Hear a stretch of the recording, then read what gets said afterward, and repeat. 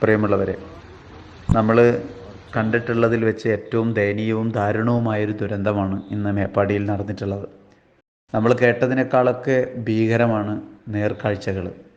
ചൂരൽമലയിലെ മുണ്ടക്കയിലെ ആ ഒരു രണ്ട് പ്രദേശങ്ങൾ അപ്പാടെ പൂർണ്ണമായി ഈ മലവെള്ളപ്പാച്ചിലിലും ഉരുൾപൊട്ടലിലും നാമാവശേഷമാകുന്നതിൻ്റെ നേർക്കാഴ്ചകളാണ് ആ നാട് ഇന്ന് അനുഭവിച്ചത്. എത്രയോ പാവങ്ങളായ ആളുകൾ മോർച്ചറിയുടെ പരിസരത്ത് ചെന്ന് നിൽക്കുമ്പോൾ ഉമ്മയെ കിട്ടി മകളെ കിട്ടിയില്ല, മകനെ കിട്ടി മരുമകനെ കിട്ടിയില്ല, കുട്ടികളെ കിട്ടി വാപ്പാനെ കിട്ടിയില്ല എന്ന് പറഞ്ഞ് പൊട്ടി കരയുന്ന എത്ര കുടുംബങ്ങളാണ്. മയ്യത്തുകൾ ഇങ്ങനെ അടിക്കടിക്ക് ഇങ്ങനെ കൊണ്ടുപോയി ഇങ്ങനെ അടുക്കി വെച്ചിരിക്കുകയാണ്. പല മയ്യത്തുകളും അറിയില്ല, അവരുടെ പേരറിയില്ല, ആളറിയില്ല.